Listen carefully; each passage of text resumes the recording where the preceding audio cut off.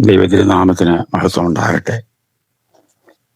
ക്രിസ്തീയ സഭകളിലുള്ള ദുരുപദേശങ്ങളെ പറ്റിയുള്ള ചിന്തകളാണല്ലോ നാം നടത്തിക്കൊണ്ടിരിക്കുന്നത്. അതിനോടുള്ള ബന്ധത്തിൽ കഴിഞ്ഞ പ്രാവശ്യം നാം ചിന്തിച്ചത് യേശുക്രിസ്തുവിന്റെ 3 വിശേഷങ്ങളാണ് പ്രധാനമായും ചിന്തിച്ചത്. യേശുക്രിസ്തുവിന് പലതും അറിയില്ല എന്നതും, യേശുക്രിസ്തു ദൈവത്തിന്റെ ദാസൻ എന്നുള്ളതും, യേശുക്രിസ്തു പിതാവായ ദൈവത്തിന്റെ വലത്തുഭാഗത്തിരിക്കുന്നു എന്നുള്ളതുമായ 3 പ്രധാന വിഷയങ്ങളെപ്പറ്റി കഴിഞ്ഞ ലക്കത്തിൽ നാം ചിന്തിക്കുകയുണ്ടായി. തുടർന്ന് ഇന്ന് നമുക്ക് യേശുക്രിസ്തുവിനെ പറ്റി തിരുവചനത്തിൽ വെളിപ്പെടുത്തപ്പെട്ട 3 കാര്യങ്ങൾ ചിന്തിക്കാൻ കർത്താവിൽ ആശ്രയിക്കുകയാണ്. ഒന്നാമത്, യേശു മധ്യസ്ഥനാണ് എന്ന് തിരുവചനം പറയുന്നു. മറ്റൊന്ന്, യേശു പ്രവാചകനാണ് എന്ന് പറയുന്നു. മറ്റൊന്ന്, യേശു മഹാപുരോഹിതനാകുന്നു എന്ന് പറയുന്നു. ഈ 3 വിഷയങ്ങളെ ആധാരമാക്കി കർത്താവിൽ ശരണപ്പെട്ട് നമുക്ക് ചിന്തിക്കാൻ ആഗ്രഹിക്കുകയാണ്. ദൈവജനം പ്രാർത്ഥനയോടെ ശ്രദ്ധിക്കുമല്ലോ എന്ന് പ്രതീക്ഷിക്കുന്നു.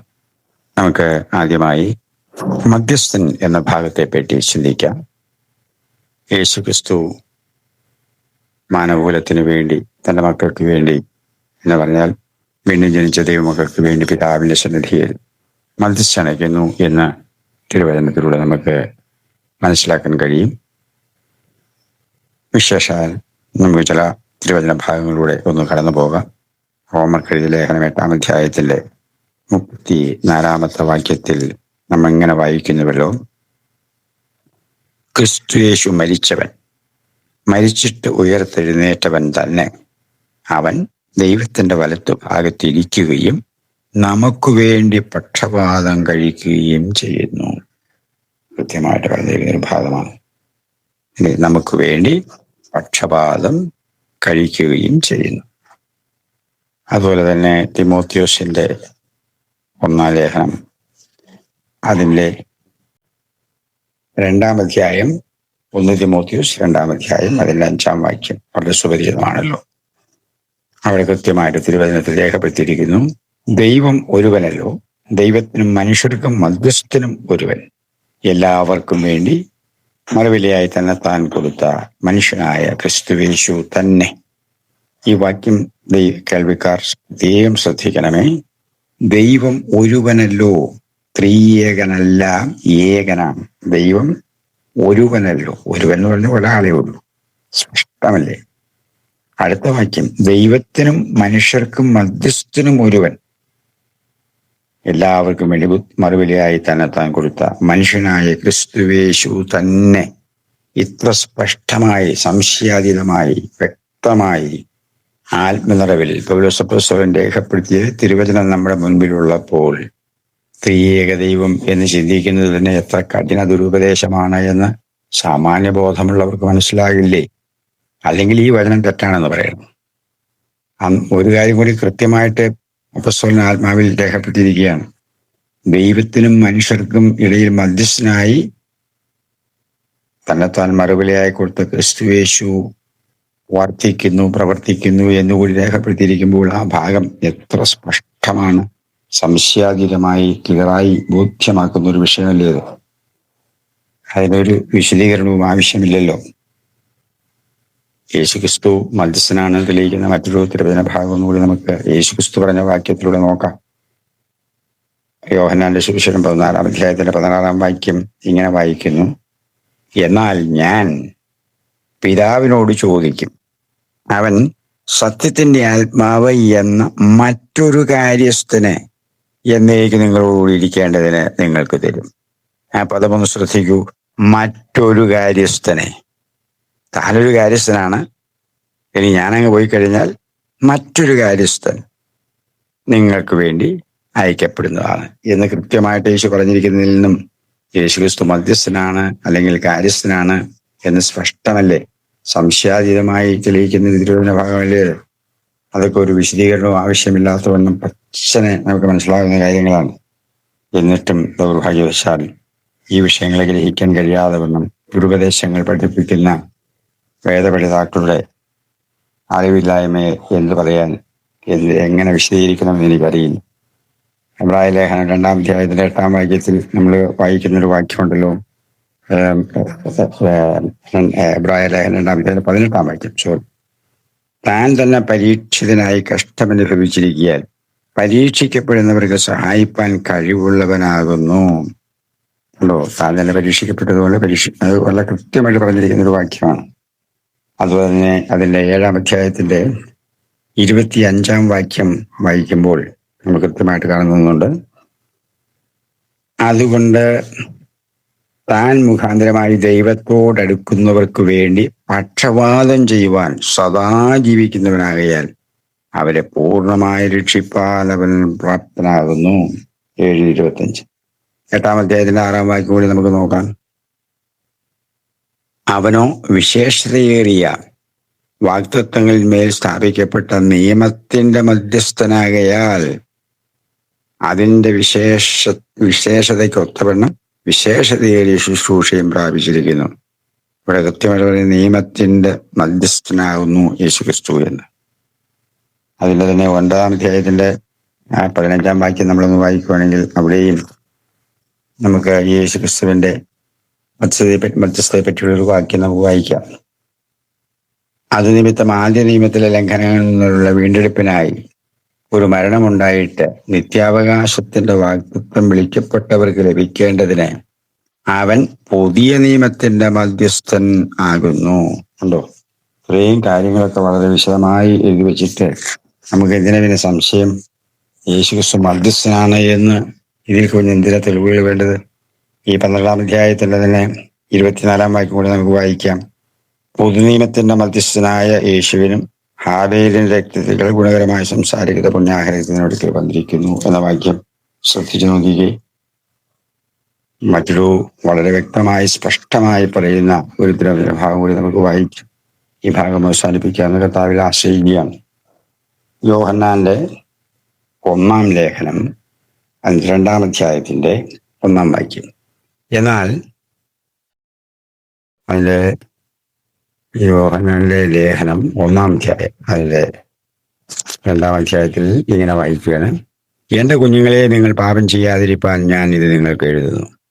ഒരുത്തൻ പാപം ചെയ്തു എങ്കിലോ നീതിമാനായ യേശുക്രിസ്തു എന്ന കാര്യസ്ഥൻ നമുക്ക് പിതാവിന്റെ അടുക്കലുണ്ട്.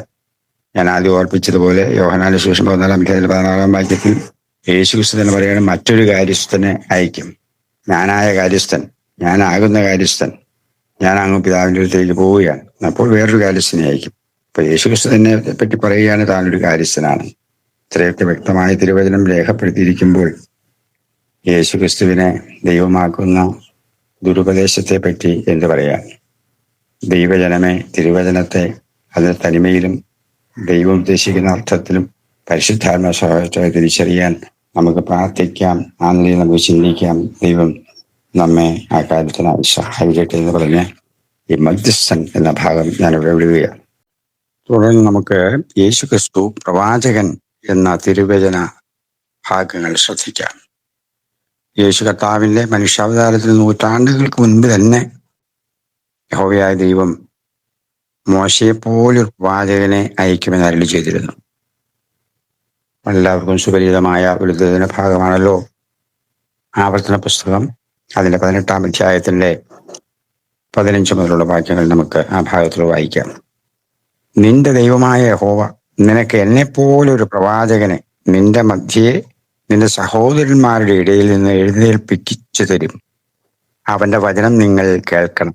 ഞാൻ മരിക്കാതിരിക്കേണ്ടതിന് ഇനി എന്റെ ദൈവമായ യഹോവയുടെ ശബ്ദം കേൾപ്പാനും ഈ മഹത്തായ തീ കാണാനും എനിക്ക് ഇട വരരുതേ എന്നിങ്ങനെ ഹോരേബിൽ വെച്ച മഹായോഗം കൂടിയ നാളിൽ നിന്റെ ദൈവമായ യഹോവയോട് നീ അപേക്ഷിച്ചതുപോലെ തന്നെ അന്ന് യഹോവ എന്നോട് അരുളി ചെയ്തത് എന്തെന്നാൽ, അവർ പറഞ്ഞത് ശരി, നിന്നെപ്പോലൊരു പ്രവാചകനെ ഞാൻ അവർക്ക് അവരുടെ സഹോദരന്മാരുടെ ഇടയിൽ നിന്ന് എഴുന്നേൽപ്പിച്ച് എന്റെ വചനങ്ങളെ അവന്റെ നാവിന്മേലാക്കും.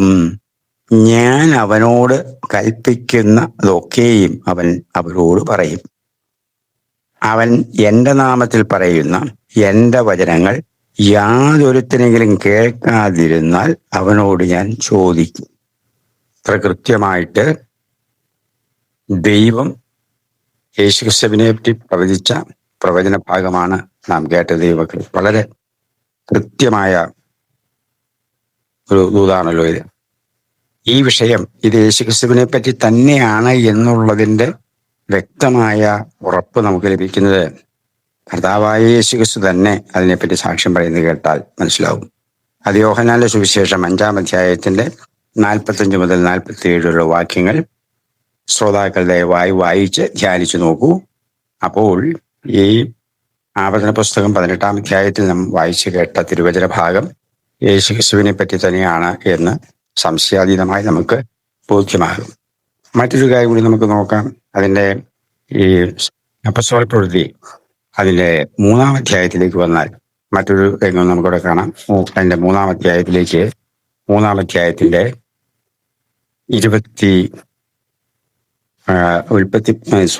അപ്പസ്തോല പ്രവൃത്തികളുടെ പുസ്തകം 3-ാം അധ്യായത്തിന്റെ 22-ാം വാക്യം അതിങ്ങനെ വായിക്കുന്നു: ദൈവമായ കർത്താവ് നിങ്ങളുടെ സഹോദരന്മാരിൽ നിന്ന് എന്നെപ്പോലെ ഒരു പ്രവാചകനെ നിങ്ങൾക്ക് എഴുന്നേൽപ്പിച്ചു തരും. അവൻ നിങ്ങളോട് സംസാരിക്കുന്നത് സകലത്തിലും നിങ്ങൾ അവന്റെ വാക്ക് കേൾക്കണം. ആ പ്രവാചകന്റെ വാക്ക് കേൾക്കാത്ത ഏവനും ജനത്തിന്റെ ഇടയിൽ നിന്ന് ഛേദിക്കപ്പെടും. ഈ വാക്യങ്ങൾ മുഴുവൻ പത്രോസ് അപ്പോസ്തലനാണ് അപ്പോസ്തല പ്രവൃത്തി 3-ാം അധ്യായത്തിൽ പറയുന്നത് എന്ന് ശ്രദ്ധിച്ചു നോക്കൂ. അപ്പോൾ ആവർത്തന പുസ്തകത്തിൽ പറഞ്ഞ യേശുക്രിസ്തുവിനെ പറ്റിയുള്ള പ്രവാചകൻ എന്ന ആ പ്രവചന നിവൃത്തിയുടെ വ്യക്തമായ തെളിവല്ലേ അപ്പോസ്തലനായ പത്രോസ് ഈ അപ്പോസ്തല പ്രവൃത്തി 3-ാം അധ്യായത്തിലൂടെ നമുക്ക് നൽകുന്നത്. വീണ്ടും പത്രോസിന് പുറമെ സ്തെഫാനോസും ഇതേ സാക്ഷ്യം പറയുന്നതായിട്ട് നമുക്ക് കാണാൻ കഴിയും. ആ ഭാഗവും കൂടി നമുക്കൊന്ന് വായിക്കാം. അപ്പോസ്തല പ്രവൃത്തികളുടെ പുസ്തകം 7-ാം അധ്യായത്തിന്റെ 37-ാം വാക്യത്തിൽ ഇങ്ങനെ വായിക്കുന്നു: ദൈവം നിങ്ങളുടെ സഹോദരന്മാരിൽ നിന്നും എന്നെപ്പോലൊരു പ്രവാചകൻ നിങ്ങൾക്ക് എഴുന്നേൽപ്പിച്ചു തരും എന്ന് ഇസ്രായേൽ മക്കളോട് പറഞ്ഞ മോശ അവൻ തന്നെ. കണ്ടോ, ഇത് സ്തെഫാനോസും ആ ഉദ്ധരണി ഉദ്ധരിച്ചുകൊണ്ട് ജനത്തെ ഓർമ്മിപ്പിക്കുകയാണ് യേശു ഒരു പ്രവാചകനാണ് എന്ന്. ഇങ്ങനെ അസന്നിഗ്ധമായി യേശു പ്രവാചകനാണ് എന്ന് തിരുവചനത്തിലൂടെ തെളിയിക്കുന്ന തിരുവചന ഭാഗങ്ങളാണ് നാം ശ്രദ്ധിച്ചുകൊണ്ടിരുന്നത് മക്കളെ. യേശു ക്രിസ്തു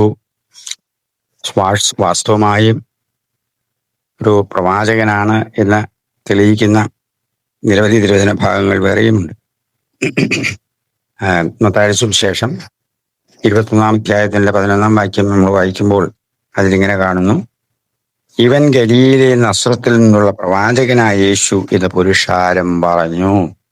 കണ്ടോ, അപ്പൊ യേശു ക്രിസ്തുവിനെ പറ്റി അവിടെ ജനം പറയുകയാണ് നസ്രത്തിൽ നിന്നുള്ള പ്രവാചകനായ യേശു ഇവനാണ് കൃത്യമായിട്ട് പറയുന്നു. ഇനി ലൂക്കോസിന്റെ സുവിശേഷം 7-ാം അധ്യായത്തിലേക്ക് വന്നാൽ അതിന്റെ 16-ാം വാക്യത്തിലും നമുക്കൊരു വാക്യം കാണാം. 7-ന്റെ 16-ാം വാക്യം. അതിൻ്റെ എല്ലാവർക്കും ഭയം പിടിച്ചു. ഒരു വലിയ പ്രവാചകൻ നമ്മുടെ ഇടയിൽ എഴുന്നേറ്റിരിക്കുന്നു, ദൈവം തന്നെ ജനത്തെ സന്ദർശിച്ചിരിക്കുന്നു എന്ന് പറഞ്ഞു. ഇത് യേശു ക്രിസ്തുവിനെ പറ്റിയുള്ള വ്യക്തവും സ്പഷ്ടവുമായ ഒരു തിരുവചന ഭാഗമാണല്ലോ ദൈവമക്കളെ. വീണ്ടും അതിൻ്റെ തന്നെ 24-ാം അധ്യായത്തിലേക്ക് വന്നാൽ അതിൻ്റെ 19-ാം വാക്യത്തിലും ഒരു വാക്യം നമുക്ക് വായിക്കാം. ഏത് എന്ന് അവരോട് ചോദിച്ചതിന് അവനോട് പറഞ്ഞത്, ദൈവത്തിനും സകലജനത്തിനും മുൻപാകെ പ്രവൃത്തിയിലും വാക്കിലും ശക്തിയുള്ള പ്രവാചകനായിരുന്ന നസറേയനായ യേശുവിനെ കുറിച്ചുള്ളത് തന്നെ എന്ന്. ഞാൻ ആളുകൾ യേശുക്രിസ്തു പ്രവാചകനാണെന്ന് തെളിയിക്കുന്ന ചില വാക്യങ്ങൾ പറഞ്ഞതേ ഉള്ളൂ കേട്ടോ. കൃത്യമായിട്ട് അവിടെയും യേശുക്രിസ്തുവിനെ പറ്റി ഒരു പ്രവാചകനാണ് എന്ന് തെളിയിക്കുകയാണ്. തുടർന്ന് നമുക്ക് യേശു കർത്താവ് നൽകിയ ചില പ്രവചനങ്ങൾ കൂടി ശ്രദ്ധിക്കാം. അതിലെ യോഹന്നാന്റെ സുവിശേഷം 1-ാം അധ്യായത്തിന്റെ 42-ാം വാക്യത്തില് നമ്മൾ കാണുന്നു, അതായത് അന്ത്രയോസ് എന്ന് പത്രോസിനെ യേശുവിന്റെ അടുക്കൽ കൊണ്ടുവന്നപ്പോൾ സംഭവിച്ച സംഭവമാണ്. അവനെ യേശുവിന്റെ അടുക്കൽ കൊണ്ടുവന്നു. യേശു അവനെ നോക്കി, നീ യോഹന്നാന്റെ പുത്രനായ ശീമോനാകുന്നു, നിനക്ക് കേഫ എന്ന പേരാകും എന്ന് പറഞ്ഞു. കണ്ടോ, അവിടെ യേശു കർത്താവ് ഒരു പ്രവചനം നടത്തുകയാണ്, കൃത്യമായൊരു പ്രവചനം. അല്ല, 48 വാക്യത്തിലും സമാന ഭരണം കാണുന്നുണ്ട്. നഥനയേൽ അവനോട്, എന്നെ എവിടെ വെച്ചറിയും എന്ന് ചോദിച്ചതിന്, ഫിലിപ്പോസ് നിന്നെ വിളിക്കും മുമ്പേ നീ അത്തിയുടെ കീഴിൽ ഇരിക്കുമ്പോൾ ഞാൻ നിന്നെ കണ്ടു എന്നുത്തരം പറയും. അപ്പോൾ നഥനയേൽ പറയുന്ന വാക്കുകൾ ശ്രദ്ധിക്കൂ. നഥനയേൽ അവനോട്, റബ്ബീ, നീ ദൈവപുത്രൻ, നീ ഇസ്രായേലിന്റെ രാജാവ് എന്നുത്തരം പറഞ്ഞു. കണ്ടോ, ഇവിടെയും നഥനയേലിനെ പറ്റി യേശു കർത്താവ് ഒരു പ്രവചനം നടത്തി.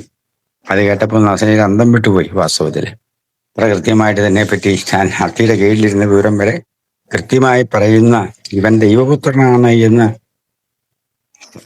സന്തോഷത്തോടെ ഉദ്ഘോഷിക്കുന്ന ഭാഗമാണല്ലോ നാം കേട്ടത്.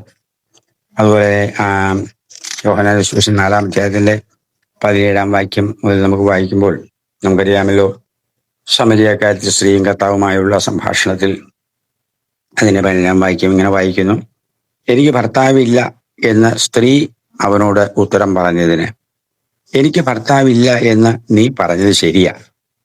5 ഭർത്താക്കന്മാർ നിനക്കുണ്ടായിരുന്നു, ഇപ്പോൾ ഉള്ളവനോ ഭർത്താവല്ല. നീ പറഞ്ഞത് സത്യം തന്നെ എന്ന് യേശു പറഞ്ഞു. സ്ത്രീ അവനോട്, യജമാനേ, നീ പ്രവാചകനെന്ന് ഞാൻ കാണുന്നു. കണ്ടോ, ഇവിടെ ഈ സമരിയക്കാരത്തെ സ്ത്രീ പോലും യേശു പ്രവാചകനാണെന്ന് ഉച്ചൈശ്വരം ഘോഷിക്കുകയാണ്. കാരണം അത്ര കൃത്യമായ പ്രവചന ശബ്ദം താൻ കേൾക്കുകയാണ്. തന്റെ ചരിത്രം, തന്റെ രഹസ്യങ്ങൾ മുഴുവൻ കൃത്യമായിട്ട് പറയുന്ന എന്ത് വലിയ പ്രവാചകനാണ് എന്ന് സമരിയക്കാരത്തെ സ്ത്രീ പോലും സാക്ഷ്യം പറയുന്ന ഭാഗം നമുക്ക് കാണാം. 6-ാം അധ്യായത്തിന്റെ തന്നെ 14-ാം വാക്യത്തിൽ കൂടി നമുക്കൊന്ന് വായിക്കാം. യോഹന്നാന്റെ സുവിശേഷം 6:14. അവൻ ചെയ്ത അടയാളം ആളുകൾ കണ്ടിട്ട്, ലോകത്തിലേക്ക് വരുവാനുള്ള പ്രവാചകൻ ഇവനാകുന്നു സത്യം എന്ന് പറഞ്ഞു. ദൈവമക്കളെ, ഇത്രത്തോളം തെളിവുകൾ നമ്മൾ വായിച്ചില്ലേ?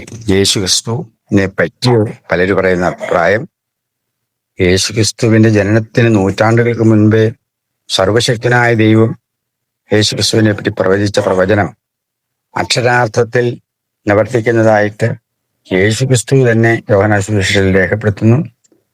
അപ്പോസ്തല പ്രവൃത്തികളിൽ പത്രോസ് രേഖപ്പെടുത്തുന്നു, സ്തേഫാനോസ് രേഖപ്പെടുത്തുന്നു. ഇതൊക്കെ നമുക്ക് നമ്മുടെ മുൻപിൽ വ്യക്തവും സ്പഷ്ടവുമായ തെളിവുകളല്ലേ? യേശു ക്രിസ്തു പ്രവാചകനാണ് എന്ന് തെളിയിക്കുന്ന തിരുവചന ഭാഗങ്ങൾ നമ്മൾ ശ്രദ്ധിച്ചല്ലോ. ഇതിന്റെ എല്ലാം വെളിച്ചത്തിൽ ഒരു കാര്യം അസന്നിഗ്ധമായിട്ട് നമുക്ക് മനസ്സിലാകും: യേശു ക്രിസ്തു അക്ഷരാർത്ഥത്തിൽ ഒരു തികഞ്ഞ പ്രവാചകനായിരുന്നു. പക്ഷേ ദൈവമാണെന്ന് തെളിയിക്കുന്ന ഒരു വാക്യം പോലും തിരുവചനത്തിൽ സ്പഷ്ടതയോടെ, കൃത്യതയോടെ ഇല്ല എന്നത് ദൈവജനം വളരെ ഗൗരവമായി കാണും. അപ്പസ്വലന്മാരും ദൈവത്തെ യേശു ക്രിസ്തുവിനെ ഒരിടത്തും ആരാധിച്ചതായി ഞാൻ കണ്ടിട്ടില്ല, എനിക്കറിയത്തില്ല. അതുകൊണ്ട് യേശു ക്രിസ്തു ദൈവമാണെന്ന് പറഞ്ഞ് ആരാധിക്കുന്ന ദുരുപദേശം സത്യവചനത്തിന് വിരുദ്ധമാണ്. ദൈവീകമല്ലേ അല്ല, ദൈവം ഏകൻ, ഏകസത്യ ദൈവം. ആ ചിന്ത നമ്മെ ഭരിക്കട്ടെ എന്ന് പറഞ്ഞ് ഈ ഭാഗത്തെയും ഞാനവിടെ വിടുകയാണ്. നമുക്ക് തുടർന്ന് യേശു ക്രിസ്തു മഹാപുരോഹിതൻ എന്ന ഭാഗത്തേക്ക് കടക്കും. പഴയ നിയമത്തിൽ യേശു ക്രിസ്തുവിനെ പറ്റി പുരോഹിതനാണ് എന്ന് തെളിയിക്കുന്ന ഏറ്റവും മനോഹരമായ സൂചന ലഭിക്കുന്നത് 110-ാം സങ്കീർത്തനത്തിലാണ്. 110-ാം സങ്കീർത്തനം ഒരു മശീഹ സങ്കീർത്തനമാണല്ലോ. അതിലെല്ലാ വാക്യങ്ങളും തന്നെ യേശു ക്രിസ്തുവിനോടുള്ള ബന്ധത്തിലാണ് എന്ന് വേണമെങ്കിൽ ഒരർത്ഥത്തിൽ പറയാം. അതിൽ 4-ാം വാക്യം നമ്മളിങ്ങനെ വായിക്കുന്നു: നീ മെൽക്കിസേദെക്കിന്റെ വിധത്തിൽ എന്നേക്കും ഒരു പുരോഹിതൻ എന്ന് യഹോവ സത്യം ചെയ്തു, അനുതപിക്കുകയുമില്ല. ഈ വാക്യം വളരെ കൃത്യമായിട്ട് നമുക്ക് അറിയാം, യേശു ക്രിസ്തുവിനെ പറ്റിയുള്ള ദൈവത്തിന്റെ ഒരു തിരുവചനമാണ്, പ്രവചന ദൂതാണ്. അപ്പോൾ തന്നെ ആർക്കെങ്കിലും സംശയമുണ്ടെങ്കിൽ എബ്രായ ലേഖനം അതിൻ്റെ 5-ാം അധ്യായത്തിന്റെ 6-10 വാക്യങ്ങൾ നമുക്ക് വായിക്കാം. എബ്രായ ലേഖനം 5-ാം അധ്യായത്തിന്റെ 6-ാം വാക്യത്തിൽ ഇങ്ങനെ പറയുന്നു: അങ്ങനെ മറ്റൊരിടത്തും നീ മെൽക്കിസേദെക്കിന്റെ ക്രമപ്രകാരം എന്നേക്കും ഒരു പുരോഹിതൻ എന്ന് പറയുന്നു. ക്രിസ്തു തന്റെ ഐഹിക ജീവിതകാലത്ത് തന്നെ മരണത്തിൽ നിന്ന് രക്ഷിപ്പാൻ കഴിവുള്ളവനോട് ഉറച്ച നിലവിളിയോടും കണ്ണുനീരോടും കൂടി അപേക്ഷിക്കുകയും അഭയാചനയും കഴിക്കുകയും ഭയഭക്തി നിമിത്തം ഉത്തരം ലഭിക്കുകയും ചെയ്തു. പുത്രനെങ്കിലും താൻ അനുഭവിച്ച കഷ്ടാനുഭവങ്ങളാൽ അനുസരണം പഠിച്ചു തികഞ്ഞവനായി തന്നെ അനുസരിക്കുന്ന ഏവർ, അപ്പൊ അതൊന്ന് ശ്രദ്ധിക്കുന്ന നല്ലതാണ് കേട്ടോ. തന്നെ അനുസരിക്കുന്ന ഏവർക്കും നിത്യരക്ഷയുടെ കാരണഭൂതനായി തീർന്നു. അടുത്ത വാക്യം, 10-ാം വാക്യം, അവിടെയും മെൽക്കിസേദെക്കിനെ പറ്റി പറയുന്നുണ്ട്. 10-ാം വാക്യത്തിൽ, ഇബ്രായ ലേഖനം 5-ാം അധ്യായത്തിന്റെ 10-ാം വാക്യം, മെൽക്കിസേദെക്കിന്റെ ക്രമപ്രകാരം മഹാപുരോഹിതൻ എന്നുള്ള നാമം ദൈവത്താൽ ലഭിച്ചുമിരിക്കുന്നു. ഈ വാക്യങ്ങളൊക്കെ ഒന്ന് കേൾവിക്കാർ വിനയപൂർവ്വം ഒന്ന് ശ്രദ്ധിക്കണമേ എന്ന് പറഞ്ഞ് ഞാൻ ആ ഭാഗം വിടുകയാണ്. അപ്പോൾ പഴയ നിയമത്തിൽ കർത്താവായ യേശു ക്രിസ്തുവിനെ പറ്റിയുള്ള ഏറ്റവും സ്പഷ്ടമായ ഒരു പരാമർശമാണ് നമ്മളിവിടെ കണ്ടത്. പിന്നെ നമ്മൾ എബ്രായ ലേഖനത്തിലേക്ക് വന്നാൽ, എബ്രായ ലേഖനത്തിൽ ഏറ്റവും ശക്തമായ തിരുവചന യേശു ക്രിസ്തുവിനെ പറ്റിയുള്ള പരാമർശം നമുക്ക് കാണാൻ കഴിയും.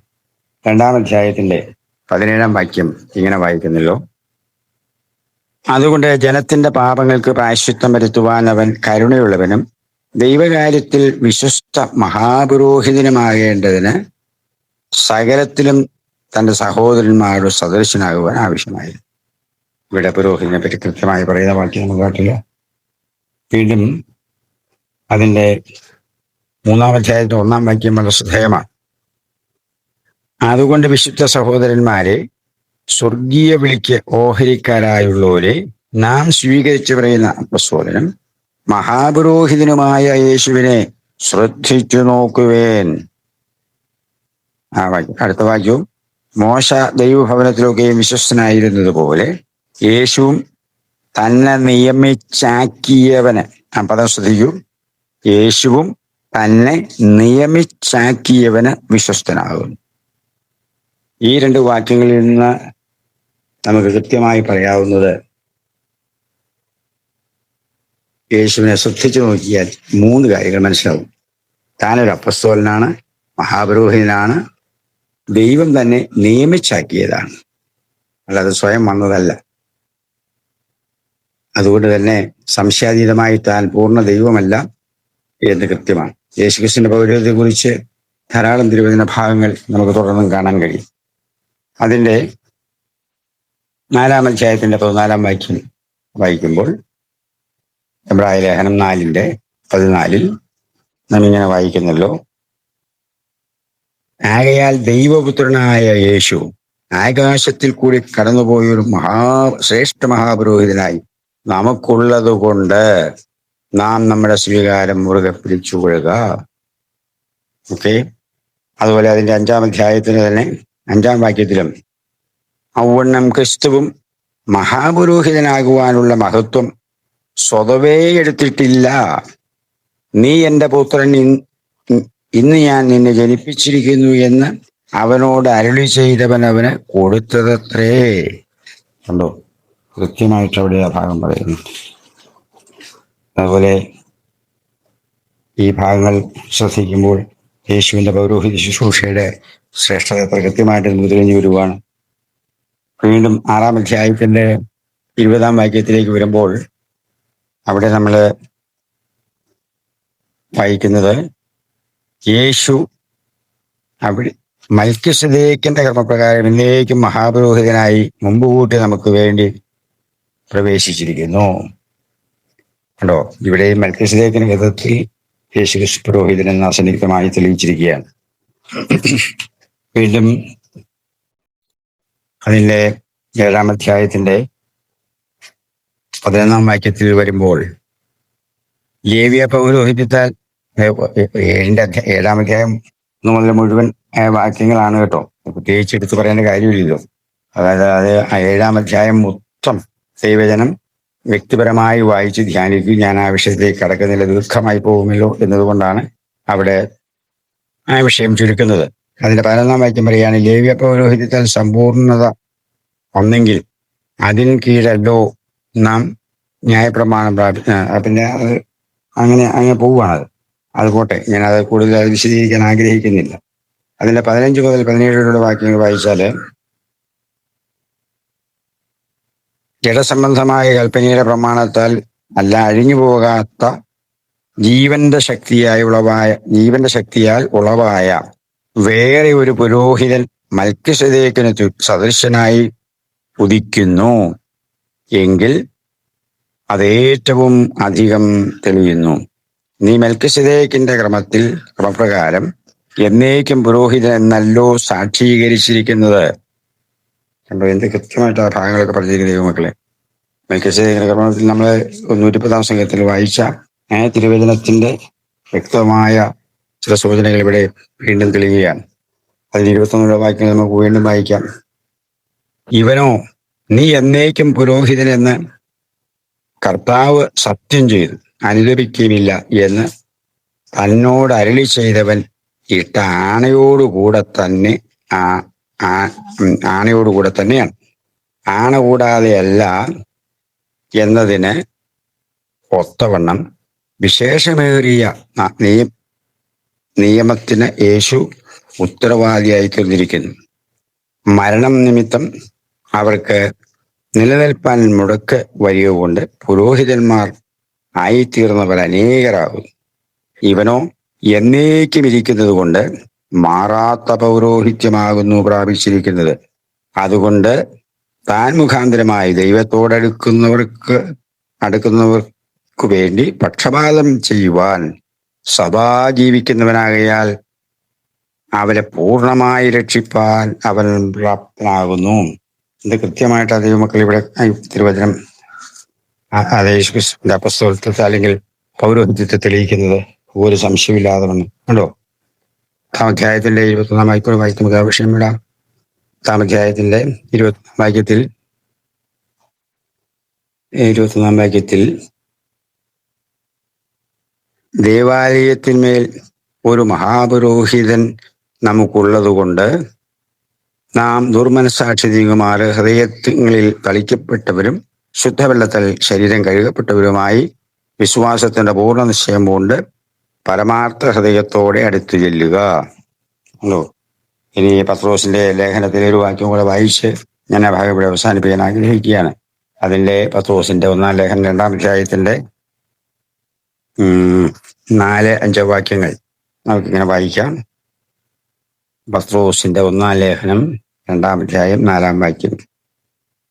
മനുഷ്യൻ തള്ളിയതെങ്കിലും ദൈവസന്നിധിയിൽ ശ്രേഷ്ഠവും മാന്യവുമായ ജീവനുള്ള കല്ലായ അവന്റെ അടുക്കൽ വന്നിട്ട് നിങ്ങളും ജീവനുള്ള കല്ലുകൾ എന്ന പോലെ ആത്മീയഗ്രഹമായി യേശുക്രിസ്തു മുഖാന്തരം ദൈവത്തിന് പ്രസാദമുള്ള ആത്മീയ യാഗം കഴിപ്പാൻ തക്ക വിശുദ്ധ പുരോഹിത വർഗമാകേണ്ടതിന് പണിയപ്പെടും. ഇവിടെ ഡയറക്റ്റായിട്ട് യേശു പുരോഹിതൻ എന്ന് പറയുന്നില്ലെങ്കിലും നമ്മൾ വാക്യങ്ങൾ ശ്രദ്ധിക്കുമ്പോൾ പൗരോഹിത ശുശ്രൂഷയുടെ പ്രാധാന്യം യേശുക്രിസ്തുവിന് കൊടുത്തിരുന്നു എന്നതിന്റെ സ്പഷ്ടത വ്യക്തമാണല്ലോ. അപ്പോൾ നമ്മൾ ഈ വായിച്ചു കേട്ട ചിന്തിച്ച തിരുവചന ഭാഗങ്ങളിലൂടെ എല്ലാം യേശുക്രിസ്തു എന്നേക്കുമുള്ള ഒരു മഹാപുരോഹിതനാണ്. മെൽക്കിസേദെക്കിന്റെ വിധത്തിലുള്ള എന്നേക്കുമുള്ള ഒരു പുരോഹിതനാണ്. മാറാത്ത പൗരോഹിത്യമാണ് യേശുക്രിസ്തു. ആ പൗരോഹിത്യം മറ്റാർക്കും കൈമാറാൻ കഴിയത്തുമില്ല. അപ്പൊ ഇന്ന് കാണുന്ന പുരോഹിത ശുശ്രൂഷ ചെയ്യുന്നു എന്ന് പറയുന്നവരെല്ലാം തിരുവചന വെളിച്ചത്തിൽ തെളിവില്ലാതെയാണ് ചെയ്യുന്നതെന്നാണ് എനിക്ക് തോന്നുന്നത്. കാരണം തിരുവചനത്തിൽ ഞാൻ ഒരിടത്തും യേശുക്രിസ്തുവിന്റെ പൗരോഹിത്യം മറ്റുള്ളവർ കൈമാറിയതായി കാണുന്നതായിട്ട് ഒരു രേഖയും കണ്ടിട്ടില്ല. എന്റെ ഓർമ്മയിലില്ല. ഇല്ലെന്നൊന്നും ഞാൻ പറയുന്നില്ല. ഞാൻ മൊത്തം കാണാൻ പഠിച്ചിട്ടില്ല, എനിക്കറിയില്ല. ആർക്കെങ്കിലും അക്കാര്യത്തിൽ എന്ന് പറഞ്ഞാൽ യേശുക്രിസ്തുവിന്റെ പൗരോഹിത്യം അത് മെൽക്കിസേദെക്കിന്റെ വിധത്തിലുള്ള പൗരോഹിത്യം കൈമാറിയ ഏതെങ്കിലും ഒരു രേഖ തിരുവചനത്തിൽ എവിടെയെങ്കിലും ഉണ്ടെങ്കിൽ, ആരെങ്കിലും ശ്രദ്ധയിൽപ്പെട്ടിട്ടുണ്ടെങ്കിൽ ദയവായി എന്നെ ഒന്ന് അറിയിച്ചത് വളരെ ഉപകാരമായിരുന്നു. അപ്പോൾ അല്ലാതെ, അതായത് അഹ്റോന്യ കർമ്മപ്രകാരമുള്ള വസ്ത്രമൊക്കെ ധരിച്ച് പുരോഹിത ശുശ്രൂഷ ചെയ്യുന്നത് എൻ്റെ പഠനത്തിലും ചിന്തയിലും വചനവിരുദ്ധമാണെന്നാണ് എനിക്ക് തോന്നുന്നത്.